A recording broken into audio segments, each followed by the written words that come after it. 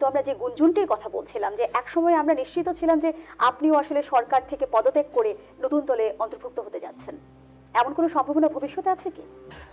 আমাদের জেনারেশনের মানুষের একটা বড় আশার জায়গা আমরা, যে আমরা বাংলাদেশে একটা দীর্ঘমেয়াদী পরিবর্তন নিয়ে আসতে পারবো।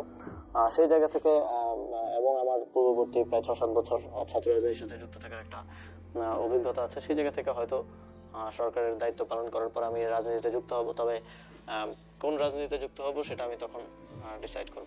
যাদের সাথে কাঁধে কাঁধ মিলিয়ে আন্দোলন সংগ্রাম করেছেন তাদের নেতৃত্বে এনসিপি গঠন হলো এবং তারা নতুন রাজনৈতিক বন্দোবস্তের কথা বলছে, কিন্তু বাংলাদেশের পার্সপেক্টিভে আসলে নতুন রাজনৈতিক বন্দোবস্তের বাস্তবায়ন কতটা চ্যালেঞ্জিং? নতুন রাজনৈতিক বন্দোবস্তের কথা বলছে, কিন্তু এটা করেও দেখাতে হবে।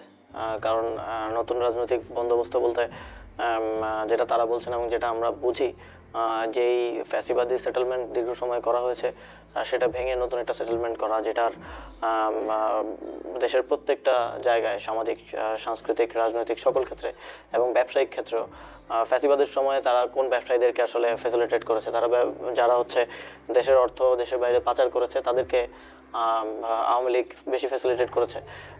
এখন যদি নতুন রাজনৈতিক দল যারা যেই ব্যবসায়ীরা দেশে ইনভেস্ট করছে, দেশের জন্য কাজ করছে, দেশে কর্মসংস্থান সৃষ্টি করছে, তাদেরকে ফ্যাসিলিটেট করে কিংবা তাদেরকে সামনে নিয়ে আসে, এটা হয়তো নতুন কিছু।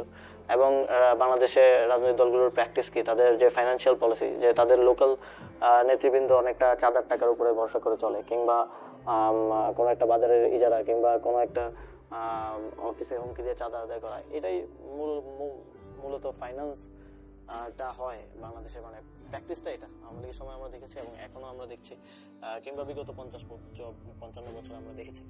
তো সেখানে নতুন রাজনৈতিক দল কি প্রপোজ করছে, কি ফাইন্যান্সিয়াল পলিসি সে দিচ্ছে, এবং তার নেতাকর্মীরা কি রাজনীতি থেকে একটা পেশা হিসেবে নিচ্ছে, রাজনীতি থেকে আয়োজিত অর্থ দিয়ে দল কিংবা তাদের পরিবার পরিচালিত হচ্ছে, নাকি উন্নত বিশ্বে আমরা যেরকম দেখি তাদেরও একটা বিকল্প ক্যারিয়ার থাকবে, বিকল্প একটা জায়গা থাকবে যেখান থেকে তার লিভলিহুড চলবে, বাট পলিটিক্সের টাকা দিয়ে সংসার চলবে না আর কি, এরকম।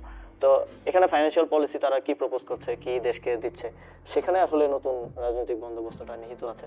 সুতরাং এটা শুধু কথাই বললে হবে না, এটা কাজ করেও দেখাতে হবে। আমি সরকারের অংশ হিসেবেও না, শুধু বাংলাদেশ একজন নাগরিক হিসেবেও এটা দেখতে চাই। এবং এটা শুধু নতুন রাজনৈতিক দল থেকেও না, আমরা এই অভ্যুত্থান পরবর্তী সময়ে প্রত্যেকটা রাজনৈতিক দল থেকে দেখতে চাই যে আগের যে রাজনীতির ইভিল প্র্যাকটিসগুলো ছিল সেগুলো থেকে তারা বের হয়ে এসে নতুন পলিসি দিক, নতুনভাবে শুরু করুক এবং তারা তাদের দলকে জনবান্ধব এবং জনকল্যাণে কাজ করার দিকে এগিয়ে নিয়ে যায়।